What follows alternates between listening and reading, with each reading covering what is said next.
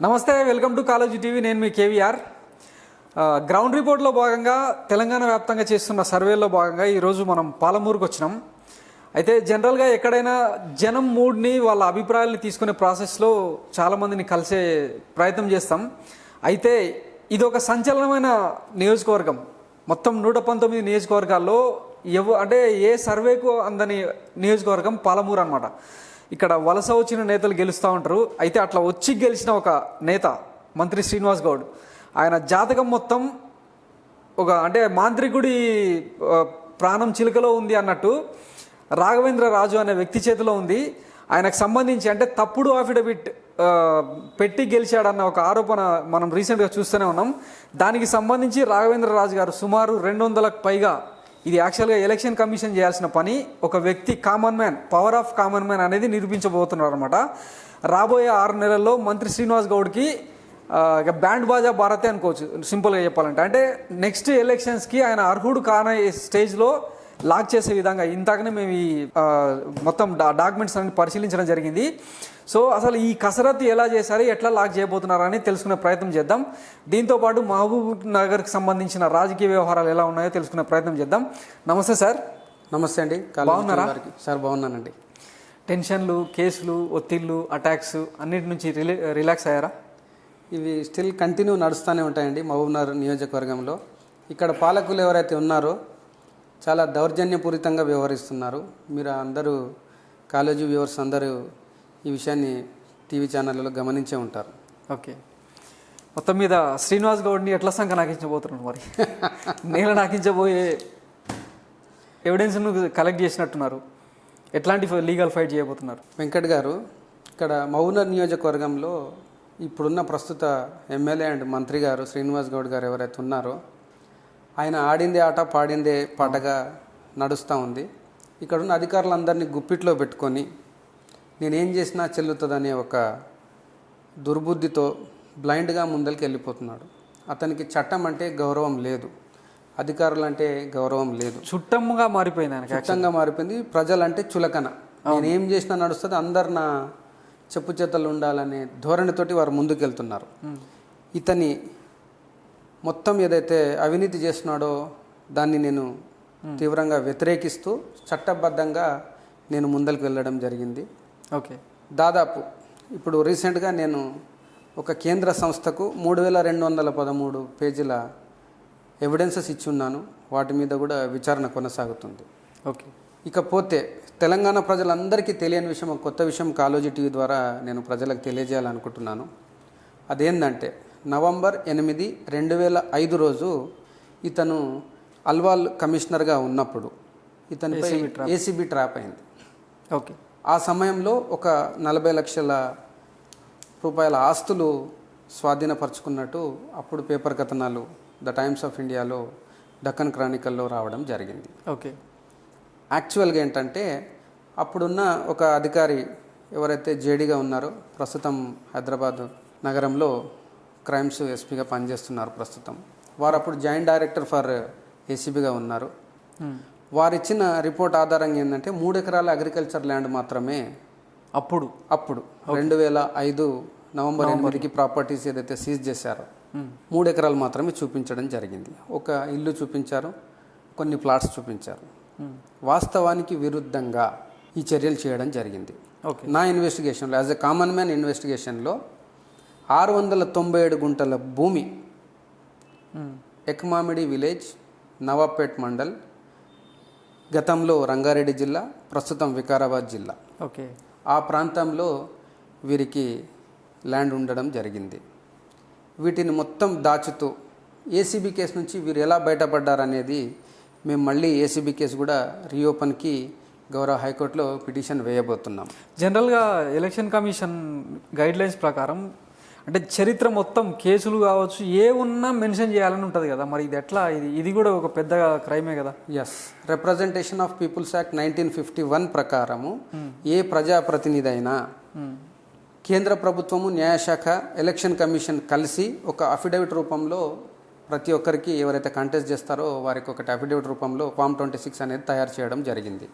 Okay, దీంట్లో ఏ వ్యక్తి అయినా సరే ప్రధానమంత్రి మోడీ గారి నుంచి కింద స్థాయి వార్డు మెంబర్ గ్రామ పంచాయతీలు ఎవరైతే ఉంటారో వారందరికీ ఒకటే రూల్స్ అండి. ఖచ్చితంగా వారిపైన ఉన్న క్రిమినల్ బ్యాక్గ్రౌండ్ మరియు వారి బ్యాంకు ఖాతాలు, వారి ఆస్తులు, వారి కుటుంబ ఆస్తులు ఇవన్నీ ఎవరైనా సరే చూపించాలి. వారి అప్పులు ఎన్ని ఉన్నా కూడా ఖచ్చితంగా అఫిడవిట్ ఫామ్ 26 రూపంలో ప్రజలకు తెలియజేయాల్సిందే. మరియు స్పెషల్గా ఎవరైతే క్రిమినల్ కేసెస్ ఉంటాయో వారు electronic media and print media ద్వారా వారు 3 సార్లు అనౌన్స్ చేయాల్సి ఉంటుంది. ఓకే. ప్రస్తుతం శ్రీనివాస్ గౌడ్ గారు ఇట్లాంటి చర్యలు ఎక్కడ చేయలేదు. పైగా అన్ని ఆస్తిపాస్తులు దాచడం జరిగింది. వారి మిస్సెస్ గారి పేరు అఫిడవిట్లో ఒకటి చూపడం జరిగింది, ఇన్కమ్ ట్యాక్స్కి ఒకటి చెల్లించడం జరిగింది. అదేందనేది కోర్టు పరిధిలో కేసు గౌరవ తెలంగాణ హైకోర్టులో నడుస్తూ ఉంది.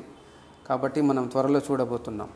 At the same time Mahabubnagar నియోజకవర్గంలో ఒక అఫిడవిట్ వివాదం అనేది గత ఒక 1 year నుంచి తీవ్రమైన స్థాయిలో నడుస్తూ ఉంది.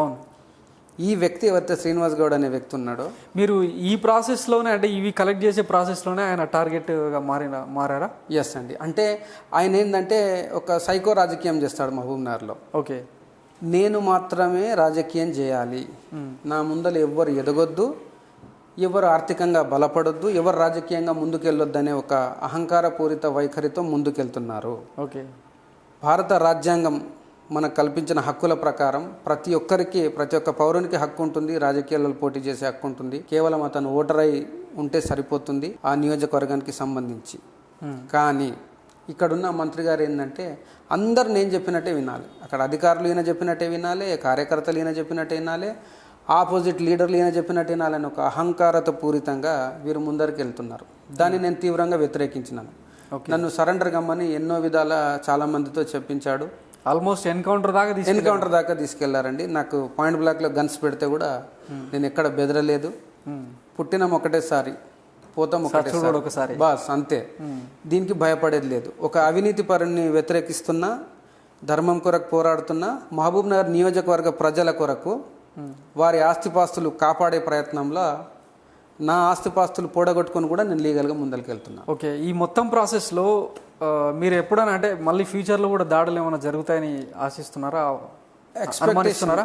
అనుమానం అంటే ఎందుకంటే మహబూబ్ నగర్ మొత్తం ఆయన గ్రిప్లో ఉంది, షాడో టీమ్స్ పనిచేస్తాయని మేము విన్నాం, సపరేట్ ఇంటెలిజెన్స్ ఉంటుందని. ఇట్లాంటి బెదిరింపులు ఇంకేమన్నా ఫేస్ చేస్తున్నారా? వారు నా పైన 13 కేసులు పెట్టడం జరిగింది. ఓకే. 12 కేసులలో before this 146/2022 Pet Basheerabad PS ఏదైతే కిడ్నాపింగ్ అండ్ మంత్రి గారి డ్రామా కేసు ఏదైతే ఉందో దానికన్నా ముందు ఒక 12 కేసులు పెట్టడం జరిగింది. ఓకే. దాంట్లో విచిత్రంగా కేసులు ఏంటంటే, నా ఇంటి మీదకి వస్తారు, 60 మంది నా మీదనే దాడి చేస్తారు, నా మీద SC ST కేసు పెట్టి 29 రోజులు జైలుకు పంపిస్తారు. తర్వాత నేను గేట్ తీసి మూస్తే కూడా ఒక కేసు, రఘు ఎవరితో నన్ను మాట్లాడినట్టు ఒక కేసు, మంత్రి గారి మీద ఏదైనా వ్యాఖ్యలు. అంటే జనరల్గా ఏముందంటే ఒక కబ్జా కోరుని అతను క్రిస్టియన్పల్లి 523 ఏదైతే ల్యాండ్ స్కామ్ ఉందో అతను ల్యాండ్ స్కామ్ చేసిన అదే రోజు ఈనాడు న్యూస్ పేపర్లో రావడం జరిగింది. ఓకే. అదే రోజు ఈయన క్రిస్మస్ రోజు వెళ్ళి ఆయనకు కేక్ తినిపించడం జరిగింది. దాని మీద వ్యంగ్యంగా కొంతమంది ఒక చర్చ జరిగింది ఒక సోషల్ మీడియాలో, దాని మీద కేసు. అంటే సోషల్ మీడియా పోస్టుల మీద కేసులు పెట్టాలని యాక్ట్ ప్రకారం చేయడానికి లేదు. సుప్రీంకోర్టు చాలా సీరియస్ అయింది. కానీ మా మహబూబ్నగర్లో అన్ని నడుస్తాయి. ఇక్కడ చట్టాలు నడుస్తాయి, ఉన్న చట్టాలను గౌరవించారు. శ్రీనివాస్ గౌడ్కి సపరేట్ చట్టం ఉంటుంది. శ్రీనివాస్ గౌడ్ ఏం చెప్తే అదే. ఆయన మాట విని ప్రస్తుతం 10ల సంఖ్యల అధికారులు ఇబ్బందులు పడుతున్నారు. వారందరి మీద ఎవరైతే తప్పుడు కేసులు నా మీద పెట్టినరో అందరి మీద చట్టపరంగా వాళ్ళ మీద CC నెంబర్స్ అయినాయి. కోర్టు హియరింగ్ స్టార్ట్ అయితే కూడా ఒకసారి తప్పించుకున్నారు. ఇప్పుడు ఆ కేసులు 513/2022 అనే ఒక కేసు మహబూబ్నగర్ గౌరవ హైకోర్టు నందు నమోదైంది. రీసెంట్గా నాంపల్లి స్పెషల్ కోర్టుకి ట్రాన్స్ఫర్ అయింది. అక్కడైతే ఎవరు తప్పించుకోలేరు. నేను ఇచ్చిన రికార్డెడ్ ఎవిడెన్స్, కాంక్రీట్ ఎవిడెన్స్లు ఇచ్చాను. వాళ్ళు ఎక్కడ కూడా తప్పించుకునే అవకాశం లేదు. చూస్తుంటే అంటే చాలా మైన్యూట్గా వెళ్ళినట్టున్నారు. రీసెంట్గా గాడ్స్ అయిన ఒక సినిమా కూడా చూసినాం. అంటే జనానికి అర్థం ఎలాగే తీశారు ఆ సినిమా. మరి ఇంత పెద్ద ఫైల్ని ఇంత మైన్యూట్ డీటెయిల్స్తో చేస్తున్నారు కదా. ఈ ఎలక్షన్ కమిషన్ ఈయనను అనర్హుడిగా ప్రకటించే అవకాశం ఉందా? పూర్తిగా ఉందండి. ఆ తీర్పు ఎప్పుడు వచ్చే అవకాశం ఉంది? షార్ట్లీ. మేము రీసెంట్గా స్పెషల్ కోర్టు నందు ఒక కేసు ఫైల్ చేస్తున్నాము. దానిపైన ఆర్గ్యుమెంట్స్ నడుస్తూ ఉన్నాయి. షార్ట్లీ అది కూడా కోర్టు కాగ్నిషన్ తీసుకొని CC నెంబర్ అయ్యే అవకాశం ఉంది. ఎప్పుడైతే స్పెషల్ కోర్టు కేసు తీసుకుంటుందో యాజ్ పర్ సుప్రీంకోర్టు గైడ్లైన్స్ ప్రకారము 16 వీక్స్లో కేసు డిస్పోజ్ ఆఫ్ చేయాలి. Max to max 4 months 6 months మధ్యలో ఓకే మాకు న్యాయం జరుగుతుందని నేను భావిస్తున్నాను. ఓకే, మీ ఫైటింగ్ బాగుంది. అయితే 4 ఏళ్ళ అంటే వ్యాలిడ్ పీరియడ్ అయిపోయింది, ఓకేనా? అంటే ఒక అనర్హుడుగా ప్రకటించాలంటే ఒక టర్మ్ అయిపోయింది. ఆయన తర్వాత ఉన్న అంటే ఎర్రశేఖర్ లాంటి వాళ్ళ రాజకీయ భవిష్యత్తు నాశనం అయింది. ఇదంతా రెక్టిఫై కావాలంటే అంటే ఇట్లాంటివి మళ్ళీ జరగకూడదంటే ఏం చేయాల్సి ఉంటుంది?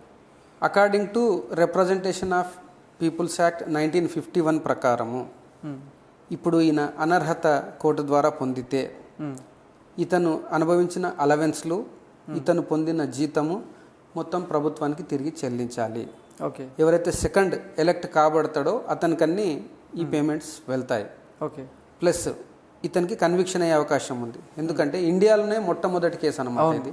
ఒక అఫిడవిట్ని టాంపరింగ్ చేయడం, ఎన్నికల కమిషన్ను మోసం చేస్తూ కొంతమంది అధికారులను ప్రలోభ పెడుతూ ఆన్ రికార్డెడ్ రెడ్ హ్యాండెడ్గా నాకు దొరికారు.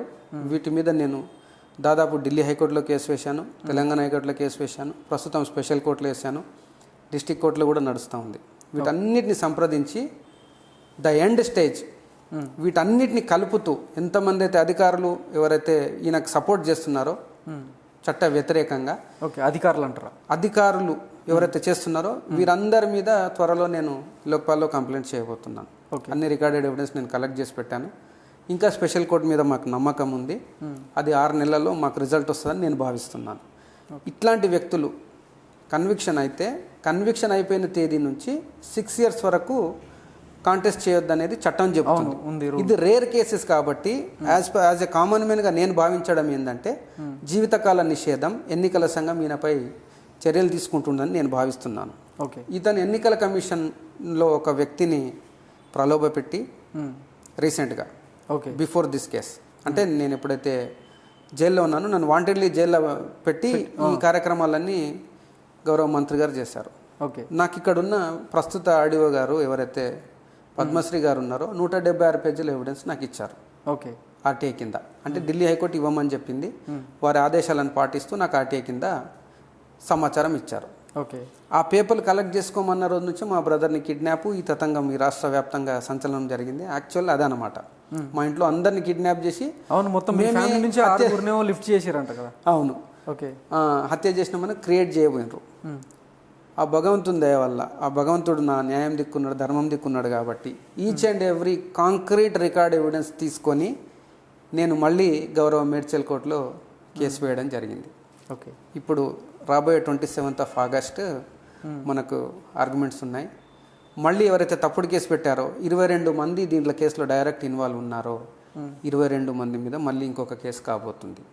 Including police officers, revenue department వాళ్ళు, కంప్లైనెంట్స్ అండ్ మిస్టర్ మంత్రి రజత్ కుమార్ గారు కూడా బుక్ అయ్యే అవకాశం ఉందా ఏమన్నా? ఎందుకంటే అప్పుడు స్టేట్ సిఈసి ఆయన్నే కదా. రజత్ కుమార్ గారు ఈ కేసులో లేరు. అప్పట్లో రోనాల్డ్ రోజ్ గారు ఇప్పుడు డిఓ డిస్ట్రిక్ట్ ఎలక్షన్ ఆఫీసర్గా వ్యవహరించారు. నేనేమంటున్నా అంటే అప్పుడు తెలంగాణ చీఫ్ ఎలక్షన్ కమిషనర్గా ఆయన ఉండే. అంటే మేము ఆయనది కూడా బాధ్యతనే కదా ఈ ఇష్యూలో. కరెక్టే. అయితే మేము ఈ ఎంటైర్ ఇష్యూ మీద మేము ఆల్ ఓవర్ తెలంగాణలో అన్ని ఇష్యూస్ మీద మేము వెళ్ళలేదు. పర్టికులర్ మహబూబ్ నగర్ 74 కాన్స్టిట్యున్సీ గురించి మాత్రమే గౌరవ కోర్టును మరియు ఎన్నికల కమిషన్, కేంద్ర ఎన్నికల కమిషన్ సంప్రదించడం జరిగింది. ఓకే. వాటి మీదే నేను పోరాడుతున్నాను. ఇట్లాంటి ఒక కల్పరేట్, ఇట్లాంటి ఒక అవినీతి పరుడు ఉంటే ఎంతో మంది యువకుల భవిష్యత్తు సర్వనాశనం అయిపోయింది ఈరోజు మహబూబ్నగర్లో. ఓకే. ఎగ్జాంపుల్ ఉద్యమ కాలం నుంచి ఉన్న మున్నూరు కావచ్చు, అతను ఎంబడి ఉండే చంద్రకాంత్ కావచ్చు, శ్రీశ్రీ కావచ్చు, ఇంకా కొంతమంది మిత్రులు ఉన్నారు, సాయి కావచ్చు. వీళ్ళందరూ తెలంగాణ వస్తే మనందరికి ఉద్యోగాలు వస్తాయన్న ఒక ఆశాభావంతో ఒక్కొక్కరు 70 కేసులు, 30 కేసులలో ఇన్వాల్వ్ అయి కూడా వాళ్ళ జీవితాన్ని నాశనం చేసుకొని తెలంగాణ తీసుకొస్తే ఇట్లాంటి అవినీతి పరులు ఇప్పుడు రాజ్యం వెళ్తున్నారు. ఓకే. ఏ విధంగా కూడా ఇతను అర్హుడు కాదు. మేనేజ్మెంట్ నేను ఇంత దోస్తా, నీకింత నాకింత అనే లెక్కల అతను ముందరికి వెళ్తున్నాడు. అందరికి వాటాలు ఇస్తుండు. ఈయన ఎవరెవరికి వాటాలు ఇచ్చిండు, ఈయన బినామీలు ఎవరు, ఈయన ఆస్తులు ఎన్ని ఉన్నాయి, ఈయన ఉద్యోగ జీవితం ఎక్కడ ప్రారంభమైంది, అక్కడి నుంచి ఎక్కడ ఎండ్ అవుతుంది కూడా మహబూబ్నగర్ ప్రజలే డిసైడ్ చేయబోతున్నారు. ఓకే. ఎన్నైతే అక్రమాస్తులు సంపాదించాడో ప్రస్తుతము మహబూబ్నగర్ ప్రజలను మోసగించి, తెలంగాణ ప్రజలను మోసగించి అవి మొత్తం సీజ్ కాబోతున్నాయి. ఓకే. ఆ విశ్వాసం నాకుంది. ఎందుకంటే అన్ని రికార్డెడ్ ఎవిడెన్స్ కేంద్ర సంఘానికి ఒక అటానమస్ బాడీకి నేను ఇచ్చి ఉన్నాను. శ్రీనివాస్ గౌడ్ ఒక 18-20 ఏళ్ల పాటు ప్రభుత్వ ఉద్యోగం పనిచేసిండు, మున్సిపల్ కమిషనర్. అంటే వెల్ టాలెంటెడ్ అని అనుకుందాం. ఈ ఎలక్షన్ అఫిడవిట్లో ఆయన చూపించిన కొన్ని సిల్లీ ఇష్యూస్ ఏమన్నా చెప్పగలుగుతారా? అంటే మొత్తం స్టడీ చేస్తున్నారు కదా ఇతను, ఎందుకంటే పెద్ద పెద్దలు చేసే చిన్న చిన్న తప్పుల వల్ల బుక్ అవుతుంటారు అనమాట. ఇతను గజెటెడ్ అధికారుల సంఘం అధ్యక్షుడిగా ఉన్నారు. ఇప్పుడు ఉద్యోగ సంఘాల శాశ్వత చైర్మన్గా ఉన్నారు. అంటే మరి వారు ఎంతవరకు చదువుకున్నారు అనేది $1 మిలియన్ ప్రశ్న. మహబూబ్నగర్లో మాత్రం ఆయన డాక్టర్ అంటారు. డాక్టర్ శ్రీనివాస్ గౌడ 3 డాక్టర్లు శ్రీనివాస్ గౌడ్. అవునా? 3 డాక్టరేట్లు ఉన్నాయి. ఏమేమి ఒకసారి చెప్పండి మా కాలేజీ ప్రేక్షకులకు. దాంట్లో కొన్ని ఫేక్ డాక్టరేట్లు అనేది ఈయన డాక్టరేట్ పొందిన మలత రోజే పేపర్లో చదవడం జరిగింది. దాని మీద కూడా విచారణకు మేము ఒక పిటిషన్, ఏ చిన్న అవకాశం ఇయ్యరా ఇంకా? అంటే ఒక అవినీతి పరుని క్వశ్చన్ చేసే అధికారం యాజ్ ఏ కామన్ మ్యాన్గా, as a voter of Mahabubnagar నియోజకవర్గ ఓటర్గా నాకు హక్కు. ఇదంతా చూస్తుంటే అంటే అష్టదిగ్బంధనం చేస్తున్నారు. అంటే ఏ వైపు నుంచి ఆయనకు థ్రెట్ ఉంది అనేది కూడా. అతను ఆల్రెడీ అష్టదిగ్బంధనంలో ఉండిపోయాడు. ఒక అధికారం, సింపుల్ గా చెప్పాలి, ఒక అధికారం అనేది మాత్రమే కాపాడుతుంది. అది ఎక్కువ కాలం కూడా ఉండదు. షార్ట్లీ ఇప్పుడు ఏముందండి, ఇంకొక 15 months అయిపోతే నెక్స్ట్ ఎన్నికలు రాబోతున్నాయి. అవును, అంతలోపే ఈ నిర్ణయం వస్తుంది కోర్టు ద్వారా అనేది మేము విశ్వసిస్తున్నాం. ఇతను ఎవరైతే ఇప్పుడు ఆయన పవర్ ఉందని చెప్పి ఇక్కడ కొన్ని వేల మందిని హింసించిండు, తప్పుడు కేసులు పెట్టి, వాళ్ళ ఆస్తులను బెదిరించి రిజిస్ట్రేషన్ చేసుకొని, ఇవన్నీ ఆన్ రికార్డ్ ఉన్నాయి. ఆయన ఏమనుకుంటా అంటే జీవితకాలం మొత్తం నేనే మంత్రిగా ఉంటా, ఎప్పుడు మా పార్టీ శాసిస్తుంది, మా పార్టీ రూలింగ్ వస్తాను ఒక భ్రమతోటి బతుకుతున్నాడు ఆయన. ఓకే, కానీ అది శాశ్వతం కాదు. చక్రవర్తులు కూడా భూస్థాపితం అయిపోయినారు, ఈ భూమిలో కలిసిపోయినారు. అలెగ్జాండర్ లాంటి అట్లా వచ్చినోడే చేతుల మీదకి చూపించి ఏం తీసుకోకుండా వెళ్ళిపోయాడు. అవును, ఈ వ్యక్తి ఒక మనిషికి ఎంత కావాలండి, ఎంత తింటాడు? ఆయన తిండి కూడా సరిగా తినడు పాపం. ఆయనకున్న ఆరోగ్య సమస్యల దృష్ట్యా బీపీ లాంటివి ఇంకా అవి 400 అబవ్నే ఉంటుంది. ఓకే, ఎందుకంటే టెన్షన్ పెడుతుంటే హ్యాపీగా నిద్ర కూడా పోడేమో. నిద్ర ఉండదు. మీరు 3 గంటలకు ఫోన్ చేసిన ఒక్క రింగ్కి వెళ్తాడు మా సీనన్న. ఓ, మీరు ట్రై చేసి చూడవచ్చు. ప్రజలకు కూడా అట్లనే అందుబాటులో ఉంటారా? ప్రజలకు కాదు, ఆయన బెదిరించే వాళ్ళకేమో. సెటిల్మెంట్లు, అరే రేపు వాడు ఏం చేస్తాడు, రాఘవేంద్ర రాజు అనేటోడు రేపు ఏమన్నా కేసు వేస్తుండా, తెలుసుకోండి పాపం సిబ్బంది ఉంటారు కదా, సిబ్బందికి ఇబ్బంది పెట్టే పనులు చేస్తున్నాడు. ఓకే, వాళ్ళు నా గురించి సెర్చ్ చేసి ఏం లేదన్నా, ఏం చేస్తుండో అర్థమైతే లేదంట. నేను ఏం చేస్తా పోయి లీగల్గా కోర్టులో ఉంటా, లేకుంటే నా ఆఫీస్లో ఉంటా, లేకుంటే మా ఇంట్లో ఉంటా. నాకు స్నేహితులు చాలా తక్కువ. Okay, very rare. ఇంకా శ్రీనివాస్ గౌడ్ని టార్గెట్ పెట్టుకున్నాక ఇంకేం ఫ్రెండ్షిప్ ఉంటుంది? నాకు వేరే హ్యాబిట్స్ కూడా ఏం లేవు. ఒక అవినీతి పరునికి గుణపాఠం చెప్పాలి, ఓకే, అంతే. ఆ పనిలో నేనుంటే ఈయనంతకీననే కథ, స్క్రీన్ ప్లే, దర్శకత్వం అన్నీ చేసి తెలంగాణ పరువు తీసిండు ఢిల్లీ స్థాయిలో. ఈయన మీద ఢిల్లీలో కూడా ఒక కేసు అయింది, ఈయనకు సహకరించిన పోలీసుల మీద. అవును, సౌత్ ఎవెన్యూ PS. అవును, కేసు నెంబర్ 8 2022 February 28 రోజు మున్నూరు రవిని వీళ్ళని లిఫ్ట్ చేసి నన్ను, మా బ్రదర్ మధుసూన్ రాజు మున్నూరు రవిని లిఫ్ట్ చేసింది. ఇంకో డ్రైవర్ థాపా గారిని కిడ్నాప్ చేసింది. కిడ్నాప్ కేసు అయింది. ఇక్కడున్న కేసెస్ డీటెయిల్స్ అన్నీ నేను ఢిల్లీ వారికి పంపించున్నాను. వారు కూడా కేసెస్ సీరియస్గానే తీసుకున్నారు. ఓకే, ఢిల్లీ గవర్నమెంట్ కూడా సీరియస్ తీసుకుని నాకు లేఖలు కూడా పంపించారు. నేను కూడా కొన్ని RTI లేఖలు అందించడం జరిగింది. ఓకే, అసలు అక్కడ ఎంత పెద్ద లెవెల్ ఎంక్వైరీ అవుతుందంటే అక్కడ ఉన్న అధికారులు కొంతమంది నాతో మాట్లాడాలంటే భయపడుతున్నారు. నేను చెప్పిన మీరు భయపడొద్దు సార్, దయచేసి తప్పు మాత్రం చేయకండి. ఇక్కడ అన్ని రికార్డెడ్ ఎవిడెన్స్, కాంక్రీట్ ఎవిడెన్స్ తోటి ఇక్కడ కేసెస్ ఫైల్ అయినాయి రిలేటెడ్ టు దట్ కిడ్నాప్. మీరు ఇతన్ని మాత్రం తప్పించే ప్రయత్నం చేయొద్దు, చేస్తే మీరు కూడా ఇబ్బంది పడతారని వారికి అక్కడ ఉన్న SHO గారికి కూడా తెలియజేయడం జరిగింది. ఓకే, అఫిడవిట్లో ఒక సిల్లీ థింగ్ అబ్జర్వ్ చేసినాం మేము. వాళ్ళ ఇంటి పేరు ఏది అన్నారు? వీణా విర్సనోల్లా, శారదా విర్సనోల్లా. శ్రీనివాస్ గౌడ్ గారికి ఒక భార్యనా, 2 భార్యనా? అది వారే చెప్పాలి, ఎందుకంటే ఆన్ రికార్డ్. లేదంటే వీణా అలియాస్ శారదానా? అలియాస్ అనేది ఎక్కడ కనిపించలేదు. అలియాస్ ఎక్కడ, ఇన్కమ్ ట్యాక్స్ అలియాస్లు ఉండవండి. ఫర్ యువర్ కైండ్ ఇన్ఫర్మేషన్, మీ SSC మెమో లేదుంటే అదే ఫైనల్. ఓకే, మీరు గజెట్లో 10 పేర్లు మార్చుకోవచ్చు, ఇంకేమైనా చేసుకోవచ్చు. SSCలో ఉన్న పేరును మాత్రం ఎవరు మార్చలేరు. SSC బేస్ మీద పాన్ కార్డ్ జనరేట్ అవుతుంది. ఇప్పుడు ఆధార్ బేస్ మీద అవుతుంది. బిఫోర్ దిస్ ఆమె చిన్న వయసుగా దాదాపు 50 years ఉంటాయి శారదా గారికి. కాబట్టి నేనేం భావిస్తున్నా అంటే SSC బేస్లోనే ఆమెకి పాన్ కార్డ్ జనరేట్ అయింది. మ్మ్. కాబట్టి ఆమెను వీణగా భావించాలా లేక శారదగా భావించాలా అనేది ఇప్పుడు లేదంటే వీణ శారదగా భావించాలా ఇద్దరా జనరల్గా సార్ ఇప్పుడు నేనున్నాను, మా భార్య పేరు మేము అప్పీల్ చేస్తాంలేండి కాలేజీ టీవీ తరఫున ఈ శ్రీనివాస్ గౌడ్ గారు మీరు ఫైల్ చేసిన అఫిడవిట్లో 2 రకాల పేర్లు ఉన్నాయి, మీ భార్య ఒకరా ఇద్దరా అని మేము అడుగుతాం. అడగొచ్చు sir, we have a right. Definitely, ఎందుకంటే అఫిడవిట్ అనేది ఓపెన్ డాక్యుమెంట్ కదా, దాన్ని బేస్ చేసుకొని అడుగుతాం. పబ్లిక్ని మోసం చేయొద్దు ఎవరైనా సరే. మీరు అఫిడవిట్ అంటే ఏంటంటే మీ సమాచారం ఆయన వ్యక్తిగా ఎంతమంది అయినా పెళ్లి చేసుకోవచ్చు, అది ఆయన పర్సనల్ ఇంట్రెస్ట్. మనం వ్యక్తిగతం వెళ్ళట్లేదు. మీరు ఇచ్చిన డాక్యుమెంట్ బేస్లోనే ఎలక్షన్ కమిషన్ దృష్ట్యా మనం మాట్లాడుతున్నాం అంతే. ఎలక్షన్ కమిషన్ 2 పిల్లలు 1 భార్య అని చెప్తుంది. అవును, మరి ఇక్కడ 2 ఉన్నారు కదా, ఎవరు వాళ్ళు? అది Srinivas Goud will decide this thing. Reveal చేయాల్సిందే, తప్పకుండా అడగాలి. ఇంకా ఇందులో అంటే సిల్లీగా మీకు అనిపించిన అంశాలు ఏమైనా ఉన్నాయా? అంటే ఇంత తెలివైనడు ఇంత ఈజీగా ఇరుక్కున్నాడు అనిపించిన అంశాలు. ఇప్పుడు దీంట్లో ఒక అంశం ఉంది సార్, జ్యుతి మీడియా అనేది ఒకటి. ఇది జ్యుతి మీడియా, జ్యుతి మీడియా అనేది ఉంది. దాంట్లో 60,000 షేర్స్ వారి శ్రీమతి గారికి ఉన్నాయని అఫిడవిట్. వీణనా అది కూడా శారదనా? శారద గారికి. శారద గారికి. ఓకే. అయితే 9B కాలం అని 11th పేజ్లో ఉంటుంది. 9B కాలంలో ఏమి ఇచ్చాడంటే మీరు చూడొచ్చు. ఓకే. షేర్స్ ఏమన్నా ఉన్నాయంటే నిల్ అని పెట్టిండు. ఓకే. ముందు పేజీలనేమో 3rd పేజీలనేమో మాకు షేర్స్ ఉన్నాయి జ్యుతి మీడియాలో 60,000 షేర్స్ ఉన్నాయి మా భార్య గారికి అని 2nd కాలంలో ఇచ్చిండు. 9B కాలంలో షేర్సే లేవని ఇచ్చిండు. ఓకే. డ్యూయల్ స్టేట్మెంట్ ఒక అఫిడవిట్లో. అంటే వారు ఎంతవరకు చదువుకున్నారు అనేది తెలంగాణ ప్రజలు గుర్తించాలి. ఓకే. ఇంగ్లీష్ కూడా చాలా పర్ఫెక్ట్ మాట్లాడతారు శ్రీనివాస్ గౌడ్. మీరు వీలైతే ఇంగ్లీష్లో ఇంటర్వ్యూ చేసే ప్రయత్నం చేయండి. ఓకే. వారి భాషా ప్రావీణ్యం కూడా తెలంగాణ చాలా బాగుంటుంది తెలంగాణ ప్రజలకు. కేసీఆర్ కేబినెట్లో ఒక కలికితురు ఆయన. వాస్తవం కేసీఆర్ గారు ఎందుకు క్షమిస్తున్నారు ఆయనని మాకు ఇంతవరకు అర్థమైతే లేదు. ఇన్ని తప్పులు చేసిన మినిస్టర్ యావత్ ఉమ్మడి ఆంధ్రప్రదేశ్లో ఎవరు లేరండి. అప్పట్లో ఒక అలిగేషన్ వచ్చిందంటే ఫస్ట్ రిజైన్ చేసి రాపోను ఆయన, క్లియర్ అయినాక మీటింగ్ పంపించేటోడు. ఈయన తుపాకులు అంటే స్వతహాగా మంత్రుల మీద అభియోగాలు వస్తే వాళ్ళు ఈయన పోలీసులతో తుపాకులు తీసుకొని గాల్లో కాల్చి మమ్మల్ని బెదిరించే ప్రయత్నం చేస్తాడు. ఆ గన్ ఫైర్ కి సంబంధించి కూడా ఏమైనా కేసు ఫైల్ చేయబోతున్నారు? Recent yesterday I was filed a petition before the okay SHO of 2 town. దానిలో కూడా చాలా సిల్లీగా మాట్లాడింది, రబ్బర్ బుల్లెట్లు అంటాడు. డ్యూయల్ స్టేట్మెంట్, SP గారు ఒక స్టేట్మెంట్ ఇస్తారు, మంత్రి గారు ఒక స్టేట్మెంట్ ఇస్తారు. వారు ఏదైతే చెప్పినరో అది చేసి చూపించాలి ప్రాక్టికల్గా నేను విజ్ఞప్తి చేస్తున్నాను. ఐదరు పోలీసులు కావచ్చు, మంత్రి గారు కావచ్చు, మీరు అన్న రబ్బర్వి దాంట్లో పెట్టి చూపించండి ఒకసారి ప్రాక్టికల్. ఇంతే సింపుల్గా చెప్పండి.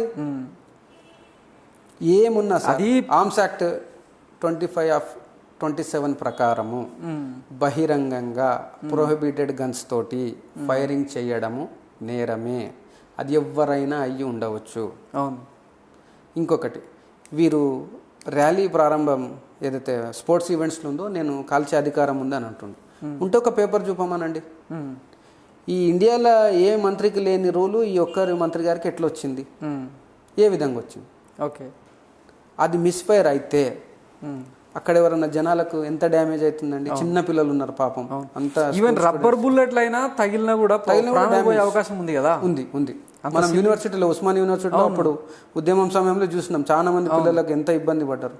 మొన్న కూడా ఇక్కడ రైల్వే దగ్గర అయినా మా పాలకొండలో బాబుకు కూడా రబ్బర్ బుల్లెట్ తగిలి నడవలేని స్థితిలో ఉన్నారు.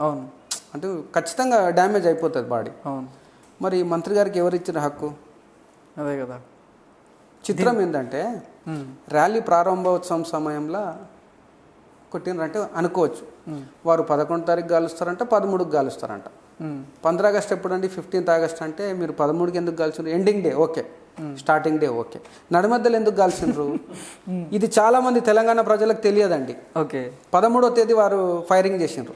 ఆ ఫైరింగ్కి కారణం ఇంకొక ఫైరింగ్ న్యూస్ ఉందన్నమాట. ఆ ఫైరింగ్ న్యూస్ ఏంటంటే గౌరవ జడ్చర్ల ఎక్స్ఎమ్మెల్యే ఎర్రశేఖర్ గారి బ్రదర్ వర్తంతుంది ఆ రోజు నేను ఎర్రశేఖర్ గారు ఎర్రసత్యం సర్కిల్లో కలవడం జరిగింది. ఓకే. అక్కడ మేమిద్దరం కలిసి ఒక ప్రెస్ మీట్ పెట్టడం జరిగింది. ఆ రోజు మొత్తం గౌరవ మంత్రి గారు నిద్రపోలేదు. అంటే దాన్ని హైజాక్ చేయడం కోసం? హైజాక్ కాదండి, చలవగాలి రాఘవేంద్రరాజు ఎర్రశేఖర్ కలిసిండ్రు. వారిద్దరు కలిస్తే నాకు రాజకీయంగా ఇబ్బందే. నేను గన్ ఫైర్ చేస్తే వాళ్ళు భయపడతారు, వారి చుట్టూ తిరిగే వారు అందరు భయపడతారు, మహబూబ్నగర్ ప్రజలు అందరు భయపడతారని భయపెట్టే ప్రయత్నంలో ఆయన ఫైరింగ్ చేసిండు. ఈ విషయం ఎవరికి తెలియదు. ఆ రోజు 12th నైట్ మంత్రి గారు మొత్తం నిద్రపోలేదు. నిద్రలేమి సమస్య వల్ల, ఫ్రస్ట్రేషన్ సమస్య వల్ల, ఆరోగ్యం సహకరించక, మైండ్ రైట్ టైంలో పనిచేయక వారు ఫైరింగ్ చేసిండ్రు. ఈ విషయం దయచేసి కాలోజీ టీవీ వారు తెలంగాణ ప్రజలందరికీ తెలియజేయండి. ఓకే, అంటే లేకపోతే ఇష్టం వచ్చినప్పుడు ఫైరింగ్ ఎందుకు చేస్తారండి? ఏం రైట్ ఉంది నాకు? ఏం ఆర్డర్స్ ఉన్నాయి? పాపం గౌరవ ఎస్పీ గారి మీద నెపం నెట్టేసిండ్రు. ఆయన ఎస్పీ గారు ఏం చేశారు పాపం? ఎవరైనా ఇచ్చి కాల్చండి అని చెప్తారా? రూల్ పొజిషన్ సార్కి తెలియదా? అవును.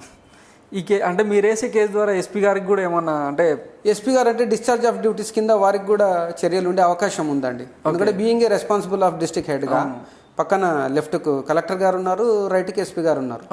నడుమధ్య గన్ ఫైరింగ్ చేస్తే జై జై అంటున్నారు. ఏం మెసేజ్ పోతుంది ప్రజలకి?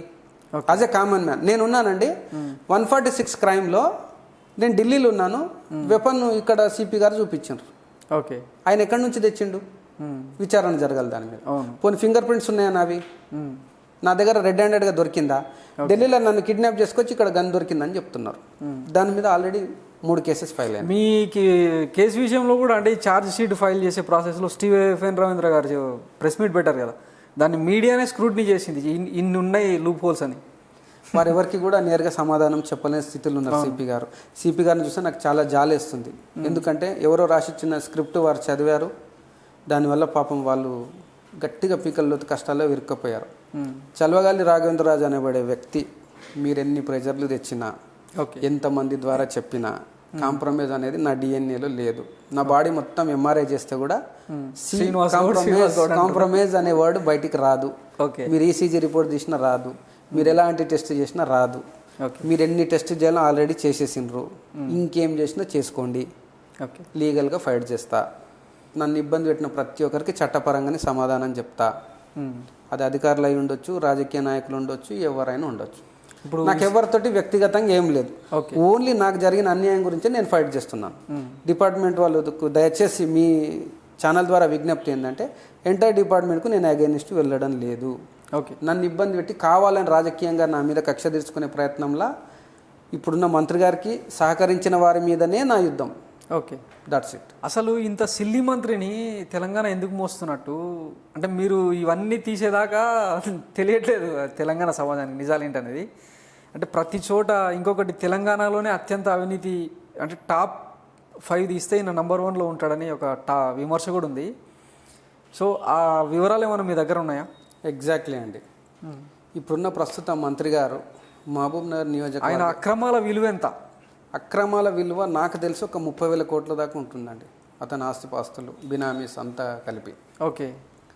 ఇతను ఒక శానిటరీ ఇన్స్పెక్టర్గా ఉద్యోగ జీవితం ప్రారంభించిండు ఇక్కడ మహబూబ్నగర్ మున్సిపాలిటీలోనే. అంటే మధ్యలో ఇంటరప్ట్ చేస్తున్నానని అనుకోకండి. ఉద్యోగిగా ఉన్నప్పుడు ఆయన ఆస్తులు ఎంత, తర్వాత చెప్తాను సార్. వీరి నాన్నగారు వచ్చేసి రిటైర్డ్ హెడ్ మాస్టర్ గారు. ఒక రిటైర్డ్ హెడ్ మాస్టర్ గారు జీవితకాలం మొత్తం వర్క్ చేసి రిటైర్డ్ అయితే ఎంత డబ్బులు వస్తాయి సార్? 50 లక్షలు, 46 lakhs. 46 lakhs యావరేజ్గా ఒక రిటైర్డ్ హెడ్ మాస్టర్ గారికి వస్తాయి. అవును. ఈ రిటైర్డ్ హెడ్ మాస్టర్ గారు ఒక 10 కోట్ల ఆస్తి గిఫ్ట్ ఇవ్వగలుగుతారా? My question. With document number. ఏమో గుడ్లు పెట్టేమో 50 లక్షలు. కూకట్పల్లి ప్రాంతంలో 2 మనమరాండ్లకు 250 గజాలు 250 గజాలకు G+4 పర్మిషన్ తోటి 2016లో పర్మిషన్ వచ్చింది. టీవీలో చూపించు. అంటే అప్పుడు ఎమ్మెల్యే అయిన తర్వాత వచ్చింది. వీరు నాన్నగారు రిటైర్ అయ్యారు. అప్పటికి ఎమ్మెల్యే అయిన 2nd ఇయర్ అది. Grand father, gift by grand father. వీరు మామగారు కూడా మున్సిపాలిటీలో వర్క్ చేసి రిటైర్ అయ్యారు. నాన్నగారు కూడా ఎడ్యుకేషన్ డిపార్ట్మెంట్లో రిటైర్ అయ్యారు. ఇద్దరు కల్పించినా కూడా అది సింక్ అవుతలేదు. 10 కోట్ల రూపాయల ఆస్తి గ్రాండ్ డాటర్కి తాతయ్య గారు గిఫ్ట్ ఇచ్చారు. ఇంకా చిత్రమైన విషయం ఏంటంటే 2016లో వీరి చిన్న కూతురు గారు ఎవరైతే మీరు ఇప్పుడు రీసెంట్గా 8 ఎకరాల 32 గుంటలు ఓబులాయపల్లి సర్వే నెంబర్ 140లో మీరు ఇప్పుడు స్క్రీన్లో చూపించవచ్చు. 8 ఎకరాల 32 గుంటలు కొనిచ్చాడు. మ్యారేజ్ గిఫ్ట్ అది.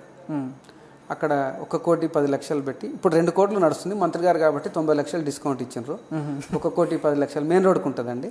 ఓకే. 1,10,00,000 పెట్టి 8 ఎకరాల 32 గుంటలు మొన్న ఏప్రిల్లో రిజిస్ట్రేషన్ అయింది, బిఫోర్ మ్యారేజ్. వీరికి ఇన్ని అభివృద్ధి అంటున్నారు కదా.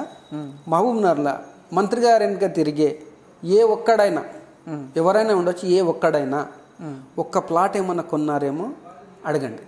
ఓకే. మీరు ఇంటర్వ్యూ చేయొచ్చు. ఆయన బాధ్యత ఏడ్చుకుంటూ తిరుగుతుంటారు. మీరు చూడండి, మంత్రి గారి ముఖం కొన్ని సందర్భాల్లో కలకలలాడుతుంటుంది. పక్కనున్న వాళ్ళ కన్నీరు ఈడుకొచ్చి ఆగింటుంది. ఏంటంటే వాళ్ళ ఆస్తులు దొబ్బేసిండి ఈయన. ఓకే. బ్లాక్మెయిల్ చేసి బెదిరించి ఒక పెద్ద పెద్ద అధికారుల ముందు ఒక గుంట కూడా వదలడంట కదా. 50 గజాల నుంచి ఫైటింగే. ఓకే. మరి ఇంత కంకూర్తి ఏంటండి? అంటే డిఎన్ఏ అట్లుంటే మనం ఏం చేయలేం సార్. ఇప్పుడు నేను పుట్టుకతోటే అది ఉన్నా. మీరు వచ్చి నాకు మేకప్ చేసినా నేను ఇంతే ఉంటా, నాకు మీరు యా కలర్ వేసినా నా ఒరిజినాలిటీ అయితే బయటపడుతుంది అంతే. ఆ డిఎన్ఏనే డిఫికల్ట్ డిఎన్ఏ. ఓకే. దాన్ని నేను మార్చలేము. కానీ చట్టపరంగా మార్చే ప్రయత్నం అయితే నేను చేస్తాను. ఓకే. నీవెంతనన్నా సంపాదించు.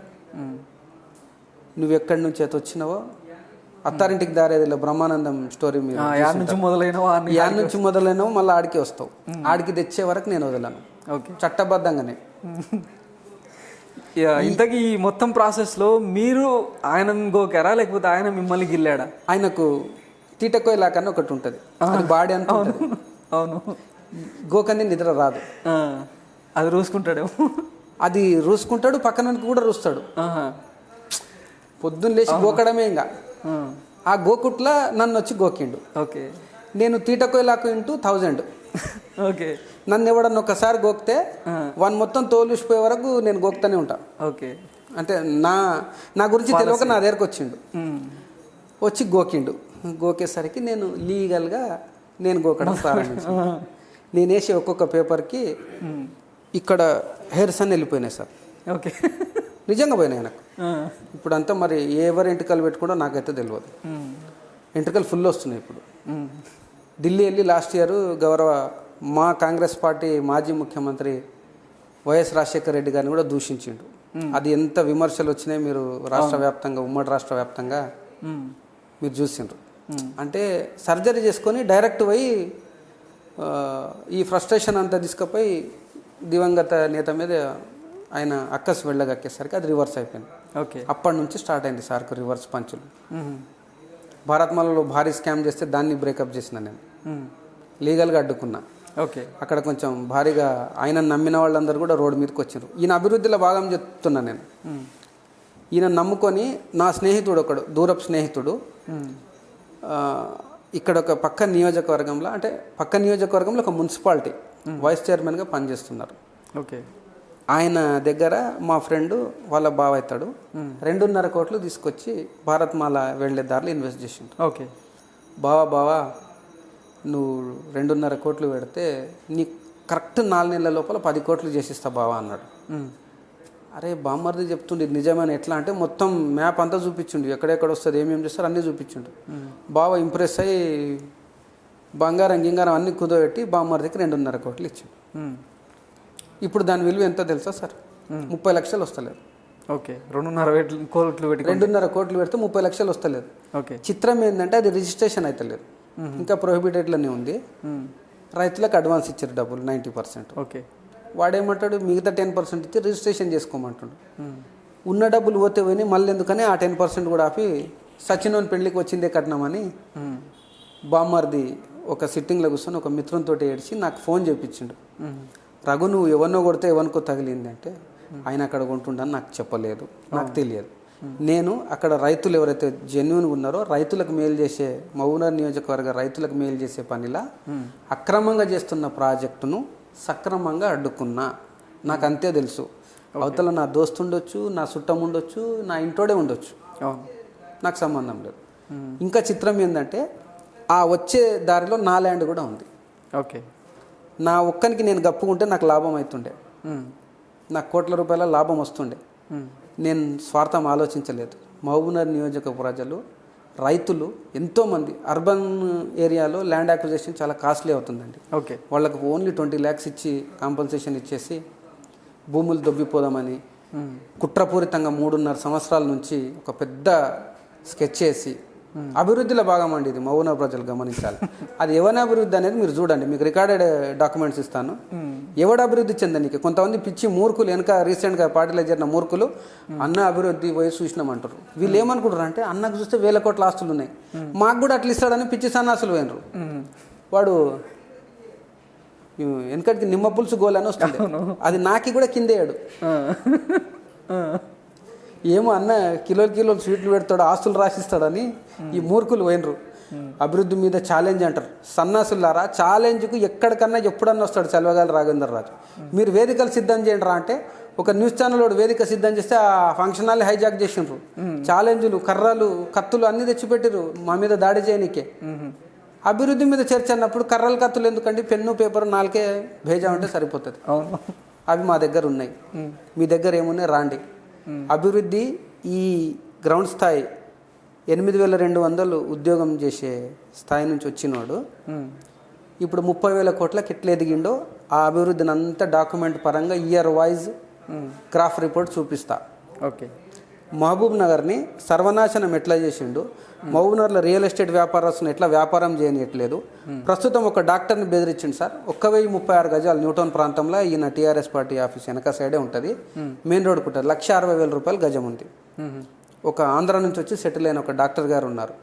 ఆయన ప్రజలకు ప్రాణం నిలిపెట్టాడు. ఎమర్జెన్సీలో ఫోన్ చేసి ధమ్కి ఇచ్చిండు, నువ్వు ఫస్ట్ రిజిస్ట్రేషన్ చేయి అంటే ఫస్ట్ ఆయనకు అర్థం కాలే ఏం రిజిస్ట్రేషన్ ఏందని, ఏమనకుండా పెట్టేసిండు. నెక్స్ట్ టైం మనిషిని పంపించిండు. అన్న చెప్పిన రిజిస్ట్రేషన్ అంటే, అరే నేను అమ్మని నేను ఇంకో హాస్పిటల్ కట్టాలనుకుంటున్నా, నేను ఎందుకు అమ్మాలను, అవన్నీ తెలియదంట, నువ్వు రిజిస్ట్రేషన్ చేయండి. ఆయన కూడా పాపం ఎంట్రుకలు పోయిన ప్రజాసేవ చేసేసి డాక్టర్ సాబ్కు ఏం చేయాలో అర్థం కాక ఇట్లే ఒక మిత్రునితో బాధపడ్డాడు. అరే ఈయనేంది రేట్ ఏంది అన్నాడంటే, ఇంకా సరే పోనీ ఎందుకు అంత పెద్ద మనిషి నన్ను బెదిరిస్తుండు, బ్లాక్మెయిల్ చేయండి. రేట్ సంగతి రేట్ తర్వాత, ఫస్ట్ రిజిస్ట్రేషన్దే దానిదేముంది మాట్లాడదాం. ఇట్లా ఎక్కడైనా సాధ్యం అవుతుందా అండి? కాదు కదా. మా మౌన నియోజకవర్గంలో దాదాపు 15 కోట్ల రూపాయల ప్రాపర్టీని నువ్వు రిజిస్ట్రేషన్ చేయని బెదిరించే స్థాయికి ఎదిగిండు అభివృద్ధిలో భాగంగా.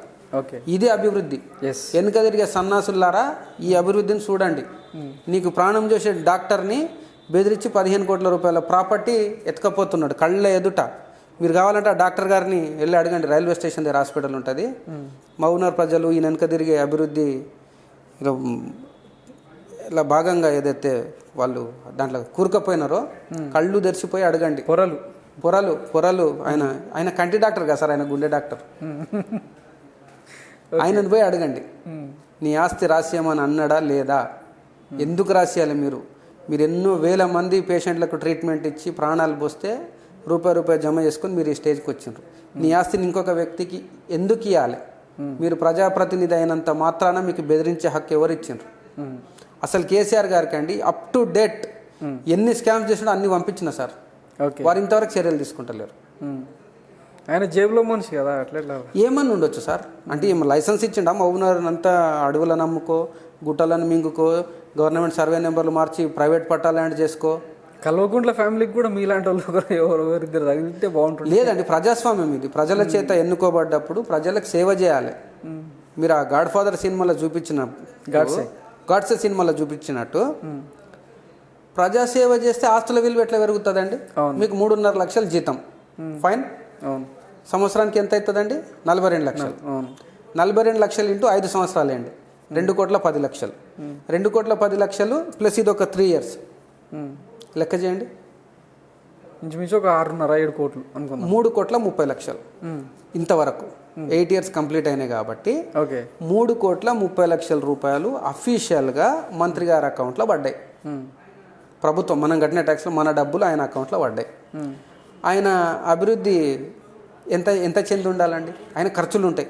3 రూపాయలు వేసుకున్నా కూడా మొన్న పాపకి కొన్ని కోట్లలోనే గిఫ్ట్లు ఇచ్చిండు. మీకు రికార్డెడ్ ఎవిడెన్స్ ఇచ్చాను, మీరు చూపించవచ్చు. 3,30,00,000 జీతం వచ్చిన వ్యక్తి, భార్య గారు గృహిణిగా ఉంటారు, ఈయన ఒక్కడే కుటుంబానికి ఇన్కమ్ సోర్సు. ఈయనకు ఒక 25,000 పెన్షన్ అమౌంట్ వస్తుందండి. గౌరవ కమిషనర్గా రిటైర్ విఆర్ఎస్ తీసుకొని చేశారు కాబట్టి. అవును. ఎంత అవుతుందండి? 12 అంటే 3 లక్షల రూపాయలు సంవత్సరానికి. 3 లక్షలు, ఒక 5 ముళ్ళ 15, మళ్ళీ ఒక 3 ఇయర్స్ కదా, 9, 24 లక్షలు. 3,30,00,000 మళ్ళీ ఒక అంటే 3,54 లక్షలు మాత్రం ఆయన అర్నింగ్, అఫీషియల్ ఎర్నింగ్స్. ఈయన ఎమ్మెల్యే సెకండ్ టైం గెలిచిన 23వ రోజు. ఫైన్. దీంట్లో మీకు చిత్రమైన లెక్క చెప్తా, ఇది తెలంగాణ ప్రజలు ఆశ్చర్యపోతారు. 13 కోట్ల రూపాయల ఆస్తి భార్య పేరు మీద రిజిస్ట్రేషన్ అవుతుంది ప్రస్తుతం ఉన్న టీఆర్ఎస్ ఆఫీస్. ఏ భార్య? వీణనా? శారద గారి పేరు మీద, విర్సనోళ్ళ శారద గారి పేరు మీద. Door number 1-4-77, 1-4-75, 1-4-76, by 1, by 2, by 3. మీ ఆస్తులన్నా గుర్తున్నాయి లేవు, వాళ్ళ మంత్రి గారి మాత్రం మొత్తం అప్ టు డేట్ ఉన్నట్టున్నాయి. న్యూ టౌన్ ప్రాంతం, 1305 గజాలు. Document number 1053 of 2019, January 24th registration date, 1054 of 2019. ఈయన ఎమ్మెల్యేగా ఎప్పుడు ఎన్నుకోబడ్డాడు సార్? డిసెంబర్ 11. అవును. ఆ రోజు నుంచి 23 రోజులు ప్లస్ చేస్తే January 24th. 13 కోట్ల రూపాయల ఆస్తి ఎట్లా వచ్చింది? ఓకే. మేడిశెట్టి అనే ఒక వైశ్య కుటుంబకి సంబంధించిన 3 అన్నదమ్ములు. ఓకే. వారు 3 అన్నదమ్ములు నాకెక్కువ నీకెక్కువ అని వాళ్ళు పంచాయతీ నడుస్తుంది. అది ఈయన దగ్గరకు వచ్చి లేలే, మా సీనన్నకు చాలా తెలివి సార్. ఎంట్రకలు ఉత్తగలేదు, మళ్ళీ రీఫార్మేషన్ ఉత్తగ కాలేదు. అన్నేం చేసిండు, 2018 ఎన్నికలకు ముందు, అరే ఫస్ట్ ఆఫీస్ పెట్టుకుంటారు నాయన, మీరు అన్నదమ్ములు కొట్లాడుకుంటే నేను సెటిల్ చేస్తాను. సమస్య ఆడుంటే ఆయన ఫస్ట్ అగ్రిమెంట్ ఏది 11 months అగ్రిమెంట్. అగ్రిమెంట్ కూడా చూపిస్తాం మీకు. 3 అన్నదమ్ములు అని పిలిపించి సంతకం చేసి రెంట్కి తీసుకోండి ఫస్ట్. అదే అంటున్నా, సమస్య ఆడుంటే సెటిల్మెంట్కి సంబంధించిన సమస్య ఈయన క్రియేట్ చేస్తాడు, ఈయననే తెంపుతాడు. మా దగ్గర జడ్జిమెంట్ అన్నీ మా సారే, శ్రీనివాస్ సారే. 3 అన్నదమ్ములు పిలిచి 13 కోట్ల రూపాయలు ఆస్తి, 1305 గజాలు సార్. అది 2 రిజిస్ట్రేషన్స్ అయినాయి. అన్నాక 3 అన్నదమ్ములకు 3 కోట్లు ఇచ్చిండు నెట్ క్యాష్. ఓకే. ఈయన 8 ఏళ్ల సంపాదన ఏమో 3,54,00,000. కానీ అట్ ఎ టైం 3 కోట్లు ఇచ్చి భార్య పేరు మీద రిజిస్ట్రేషన్ చేయించిండు. వాళ్ళు రిజిస్ట్రేషన్ చేసి వచ్చి పాపం వాళ్ళకి ఏం అలవాట్లు లేవు, వైశ్య సోదరులు, చాలా సిన్సియర్ ఫ్యామిలీ. ఓకే. ఏడ్చిండ్రండి డిస్టిక్ క్లబ్లో, నేను లైవ్గా చూసిన. ఓకే. కంట్లో కన్నీరు గారిపోతుంది వాళ్ళ పెద్ద బ్రదర్ ఎవరైతే ఉంటారో. అంటే ఎన్నేళ్ల నుంచి వాళ్ళు భూమి మీద ఉండే సెంటిమెంట్ అది. ఈస్ట్ ఫేసింగ్ అండి, ఎక్సలెంట్ కమర్షియల్ కాంప్లెక్స్కి ఇప్పుడు G+5 పర్మిషన్ తీసుకున్నారు మంత్రి గారు. మీరు ఆ మ్యాప్ కూడా చూపించవచ్చు తెలంగాణ ప్రజలకు. ఓకే. ఒక టీఆర్ఎస్ పార్టీ ఆఫీసు కమర్షియల్ బిల్డింగ్కు పర్మిషన్ వచ్చింది. పర్మిషన్ ఎంత చిత్రంగా వచ్చిందంటే, అక్కడ కన్స్ట్రక్షన్ ఉంటుంది కానీ డిస్మెంటల్డ్, అంటే ఇక్కడ ఏం లేదు ఖాళీ భూమి అని పర్మిషన్ వస్తుంది. ఓకే. మీకు ఆ ఎవిడెన్స్లు కూడా ఇస్తాను. ఇప్పుడు 2019లో రిజిస్ట్రేషన్ అయితే మున్సిపల్ ట్యాక్స్ ఎప్పటి నుంచి ఇంప్లిమెంట్ అవుతుందండి? ఆ రోజు నుంచే కావాలి కదా. ఫైన్ 2010 నుంచి జనరేట్ అయింది. మీకు రికార్డెడ్ ఎవిడెన్స్ చూపిస్తాను నేను. ఇది నేను చేసింది కాదు, గౌరవ మున్సిపల్ అధికారులు ఇచ్చిన పేపర్లే. ఓకే. అంటే ఏంది అది నాకు కూడా అర్థం కాలేదు. అరే నువ్వు ఎప్పుడు కొంటే అప్పటి నుంచి చూపి భయ్, బిఫోర్ ఎట్లా చూపిస్తావు నువ్వు? ఓకే. ఇవన్నీ దీనిలో ఉన్నాయి. Yeah, everything record, municipal record, అన్ని గవర్నమెంట్ రికార్డ్స్ అండి. చలవగాలి రాఘవేంద్రరాజుకు శ్రీనివాస్ గౌడ్ తోటి వ్యక్తిగతంగా ఏం లేదు. ఆయన ఈ ప్రజలను దోస్తున్నాడు కాబట్టి నా పోరాటం. నాకు ఆయన నేరుగా ఇప్పటివరకు 11 కోట్ల దాకా నష్టం చేసిండు. ఓకే. ఎక్కడ బెదిరుకోలేదు. 2 సార్లు పోలీసులతో చాలా తీవ్రంగా కొట్టిపించిండు నన్ను, నడవలేని స్థితి. థర్డ్ డిగ్రీ నాకు ఇవన్నీ ఇచ్చకపోయినాయి కొడితే. ఈ చేతులు అరికాలు, ఈ నరాలన్నీ కింద అరికాలు పగిలిపోయినాయి. నైట్ టైం మసాజ్ చేస్తే నేను నిద్రపోవాలి. ఓకే. ఆ స్థితి ఉంది. అయినా కూడా నేను బెదిరుకోలే. ఇన్ని చేసిండు కానీ నా కాన్ఫిడెన్స్ను నాట్ వన్ ఎంటిక మందం కూడా డౌన్ చేయలేకపోయాడు. ఓకే. ఆయన డౌన్ అయిపోయాడు. మీరు దాదాపు నేను ఈ కేసు వేసినప్పటి నుంచి ఇప్పుడు మంత్రి గారి వెయిట్ దాదాపు ఒక 23 కిలోలు బరువు తగ్గిపోయింది. మీరు వెయిట్ కూడా ఆయన ప్రీవియస్ ఆయన ఆస్తులతో పాటు బాడీ వెయిట్ కూడా ఆయన హెల్త్ రికార్డు కూడా చూడొచ్చు. షుగర్ ఎప్పుడు 400కు తగ్గదు. పాపం సంపేతరండి అండి. లేదండి చట్టపరంగానే మనకు ఆ హక్కు ఇచ్చినాడు. బీపీ లెవెల్స్ షుగర్ లెవెల్స్ పెరిగినాక ఇంకేం చేస్తారు? నాకు తప్పుడు ఆలోచనలు ఉన్నాయి, ఆస్తుల మీద వ్యామోహం ఉంది, అక్రమంగా సంపాదించాలన్న ఆలోచనలు ఉన్నాయి. నేను ప్రశాంతంగా ఎక్కడ ఉంటానండి? అవును, నేను ఈరోజు ప్రశాంతంగా ఉన్నా. నా 11 కోట్ల ఆస్తి పోయింది. ఈ ప్రాసెస్లో మీరు కోల్పోయింది 11 కోట్లు అంటున్నారు కదా, మీ వల్ల శ్రీనివాస్ గౌడ్ గారికి జరిగిన నష్టం ఎంత ఉండొచ్చు? నష్టం అండి అంటే ఆర్థికంగా ఒక 1500 కోట్లు అవుట్ అండ్ అవుట్. భారత్మాల కావచ్చు, ఈయన ఈ కేసులు మేనేజ్ చేయడానికే పెట్టుకున్న కావచ్చు, 1500 కోట్ల దాకా ఆయన ప్రత్యక్షంగా ఖర్చు చేసినట్టు నాకున్న సమాచారం. ఇమేజ్ అనేది టాప్ టు బాటంకి వచ్చింది, పడిపోయింది. అవును, మీరు మీ survey already you are in survey, తెలుస్తుంది మీడియా, మీకు ఎంత వ్యతిరేకత ఉందనేది మీకు తెలుసు. కేసీఆర్ కూడా తెలుసు, పీకే సర్వే గారు వచ్చారు మా దగ్గరికి, సునీల్ సర్వే గారు, వీళ్ళందరూ వచ్చారు. ఈ లోకల్ సర్వే రిపోర్ట్ అన్నీ ఉన్నాయి మా దగ్గర. నాకు తెలిసి కేసీఆర్ గారు ఈయనకు అంటే టికెట్ ఇవ్వడం ప్రచారం కూడా జరుగుతుంది. అన్ని తెలంగాణ ప్రజలు భావిస్తున్నారు. నిలబడకుండా చేయాలనేది నా ప్రయత్నం. నేను వేసిన డాక్యుమెంట్స్ నాకు అట్లా కాదు కదా, నిలబెట్టాలి, డిపాజిట్ దక్కకుండా అంటే అది రాజ్యాంగబద్ధంగా ఓడిస్తే అదొక అందం, అలంకారం. అసలు అనర్హుని తీసుకొచ్చి పదవిలో కూర్చోబెట్టి మళ్ళీ ఫైట్ చేయడం అనేది కూడా తప్పు అనేది నా భావన. బికాజ్ ఇప్పుడు ఎన్నికల సంఘమో కోర్టు ఆ రకంగా అనర్హుడు అని ప్రకటిస్తే దానికి చేయగలిగింది ఏం లేదు. ఖచ్చితంగా అవుతుందని నేను భావిస్తున్నాను. ఏ స్టేజ్లో కూడా ఈ వ్యక్తిని నెక్స్ట్ ఎన్నికలలో నిలబడని, ఎందుకంటే మహబూబ్ నగర్ ఒక వ్యక్తిని అంటే ప్రేమిస్తే ఆదరిస్తే కళ్ళలో పెట్టుకుంటుందని ఎప్పటి నుంచో ఉన్నమాట, విలక్షణ తీర్పుకు వేదిక ఇది. అట్లాంటిది ఇట్లాంటి ఒక సిల్లీ పర్సన్ ఎన్నుకొని వీళ్ళే కదా బుద్ధి చెప్పాలి. ఈ తీర్పు రేపు పొద్దున యావత్ భారతదేశానికి ఒక సంకేతం కావాలి మీ కేసు ద్వారా. యా ఖచ్చితంగా అండి. మా మహబూబ్నగర్ నియోజకవర్గ ప్రజలు ఎంత మంచి వాళ్ళు అంటే ఈ రోజు వరకు ఇక్కడ పుట్టినోడు ఎమ్మెల్యే కాలేదు. అవును, అంతా non locals, everybody is non local. వాళ్ళను ప్రేమించింది, వాళ్ళని ఆదరించింది, వాళ్ళు మోసం చేసినా భరించింది, వాళ్ళ అభివృద్ధి పేరిట వాళ్ళ ఆస్తులు గుంజుకున్నా భరించింది. ఇన్ని భరించిండ్రు, ఇంకా భరించే స్టేజ్లో మహబూబ్నగర్ నియోజకవర్గ ప్రజలు లేరు. ఇప్పుడు నెక్స్ట్ వచ్చే ఎన్నికలల్లో లోకల్ నినాదం అనేది చాలా గట్టిగా డిసైడ్ అయి ఉన్నారు ఇక్కడ ప్రజలు. ఎవరైనా సరే బీసీ నినాదం బాగా వినిపిస్తుంది. బీసీలు ఎక్కువ అండి, బీసీ కాన్స్టిట్యున్సీ ఇది. నేను కూడా ఒక బీసీని, మంత్రి గారు కూడా ఒక బీసీ. మంత్రి గారిలో ఒక గొప్పతనం ఏముందంటే బీసీ బీసీల మీదే కేసులు పెడతాడు. ఎవరన్నా ఇట్లా ఒక రెడ్డి అంటే ఎవరన్నా ఒక అగ్రకులం వారు ఎవరన్నా రఘుకు అనుకూలంగా మాట్లాడిందంటే తెల్లారు నిద్ర ఏడుస్తాడు. ఓకే, ఏడ్చి అగ్రవర్ణాలు నన్ను దొక్కేస్తున్నారు, నన్ను ముందనుకునిస్తారు. ఎంత చిన్న సిల్లిగా మాట్లాడతారు మహబూబ్నగర్లు అంటే. అభివృద్ధిని చూసి ఓర్వలేక మా సీన్ అన్నది భరిస్తలే అంటారు. ఏం అభివృద్ధి నాకు చెప్పాలి? నువ్వు 1000 కోట్లు సంపాదించినావు కాబట్టి, అవినీతిగా సంపాదించినావు కాబట్టి లీగల్గా ఫైట్ చేస్తున్నావు. దాంట్లో ఓర్వలేంది ఏముంది? ఊరికి ఏం చేసినావు చెప్పు? స్వీట్ షాప్లకు ఫాతియాలు ఇచ్చినట్టు ఆ అడవి ఎప్పుడు నేను ఉట్టక ముందు నుంచి పెరిగింది. 2087 ఎకరాలలో నేను అడవిని డెవలప్ చేసిన అంటాడు. నీవు ఆడున్నోరా నాయన, నీ ఊరేది? నీ డిఎన్ఏ ఏడా? ఇంతకు నువ్వు ఏ రాష్ట్రం ఉన్నవి? ఓకే, వలసలు తిరిగి కొనాకొచ్చి ఇక్కడ బతుకుజరుల పడి ఆ పాతుర్లో పడ్డాడు ఇంట్లో. ఓకే, ఎవరైతే బట్టలు వేసుకున్నాడో, ఎవరైతే అన్నం పెట్టినరో, ఎవరైతే గూడు గుడ్డ నీడ చదువుకోనికి నీకు పైసలు ఇచ్చిండ్రో అట్లాంటి వ్యక్తిని మొన్న మా కేసులు వేసి తీవ్రంగా కొట్టించిండు. నీ విశ్వాసం అది. మహబూబ్నగర్ ప్రజలారా, ఎంత విశ్వాసపాత్రుడో ఆ పాత పాలమూరులో ఒక యాదవ సోదరుడు ఉంటాడు, ఆయన ఇంటికి పోయి అడగండి. ఆయన చేసిన మేలేంది, ఈయన ఆయనకు చేసింది ఏంది? అన్నం పెట్టినోనికి సున్నం కాదు, మొత్తం తోలుసిపోయేటట్టు కొట్టిపించిండు మా కేసులా. ఓకే, ఏంది? వాళ్లకు రేషన్ షాపులు ఉన్నాయి, వాళ్ళ ఆయన డిస్ట్రిక్ట్ ప్రెసిడెంట్గా చేసిండు. మాకు రేషన్ షాప్స్ ఉన్నాయి, మా బ్రదర్ ట్రెజరీస్గా చేసిండు.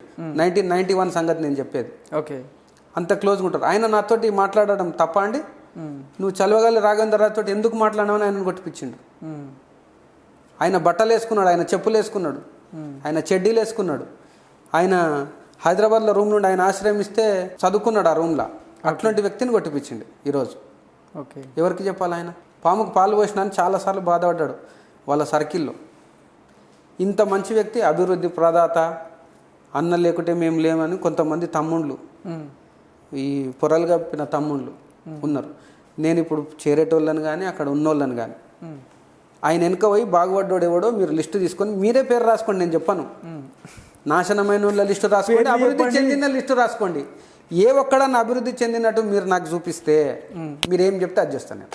Okay right. అంటే ఈ శ్రీనివాస్ గౌడ్ని ట్యాకిల్ చేసే ప్రాసెస్లో చాలా అంటే ఎన్నో అంశాలు మీ దృష్టికి వచ్చి ఉంటాయి, ఎంతో ఎత్తుకు కూడా ఎదిగుంటారు. పొలిటికల్ ఇంట్రెస్ట్ ఏమైనా ఉందా మీకు? అంటే మహబూబ్నగర్లో కంటెస్ట్ చేసే ఉద్దేశం ఏమైనా ఉందా? ఇప్పుడు నేను ప్రస్తుతం కాంగ్రెస్ పార్టీ కార్యకర్తనండి. ఓకే. నేను అంటే మేము పుట్టుకతోటే కాంగ్రెస్. మీరు ఆల్రెడీ ఈ కేసు ద్వారా మహబూబ్నగర్ ప్రజలకు కూడా తెలిసిపోయినారు, ఎందుకంటే శ్రీనివాస్ గౌడ్నే ఎదిరించిన వ్యక్తి అన్న ముద్ర ఉంది మీ మీద. నేను రేవంత్ రెడ్డి అన్న గారు అభిమానిని. ఓకే. రేవంత్ రెడ్డి గారు ప్రస్తుతం పీసీసీ అధ్యక్షులు ఆఫ్ తెలంగాణ. రేవంత్ రెడ్డి అన్న గారు పీసీసీ అధ్యక్షుల కన్నా ముందు నుంచే నాకు పరిచయం. అంటే అన్నేదో పదవిలుండు నాకేమో ఇస్తాడని నేను ఎప్పుడు ఎక్స్పెక్ట్ చేయలేదు. యాజ్ ఏ కాంగ్రెస్ పార్టీ కార్యకర్తగా నేను ఫైట్ చేస్తున్నాను. ఓకే. పార్టీ ఏం ఆదేశించినా నేను ఖచ్చితంగా పాటిస్తాను. ఓకే. రేవంత్ రెడ్డి గారు ఏది ఆదేశించినా తూచా తప్పకుండా పాటించే కాంగ్రెస్ కార్యకర్తగానే లీగల్ ఫైట్ చేస్తాను. ఓకే. మహబూబ్నగర్ రాజకీయాలు ఎలా ఉండబోతున్నాయి అంటే ఈ రాబోయే 1 year స్పాన్లో? ఇప్పుడు రాబోయే స్పామ్ ఏంటంటే చాలామంది అగ్రవర్ణ కులాలు కావచ్చు, అదర్ ఎన్ఆర్ఐస్ కావచ్చు, ఎవరైతే డబ్బు ఎక్కువ ఉన్న వాళ్ళు ఉన్నారో, ఇది మహబూబ్నగర్ ఏంటంటే ఒక లాడ్జ్ లాంటిది సార్. ఓకే. అంటే ఇప్పటి వరకు ఉన్నది. ఎవరైనా స్టేజ్ చేయొచ్చు, ఎవరైనా వెళ్ళొచ్చు అనేది ఒకటి భ్రమ ఉంది. అది ఫ్యాక్ట్, అది భ్రమ కాదు, ఇట్స్ ఎ ఫ్యాక్ట్. అంటే ఎవరైనా గెలవచ్చు నాన్ లోకల్ వాళ్ళు అనేది ఒకటి ఉంది. ఈసారి మాత్రం మహబూబ్నగర్ ప్రజలు నాన్ లోకల్ పీపుల్ పట్ల విసుగు చెంది ఉన్నారు. ఓకే.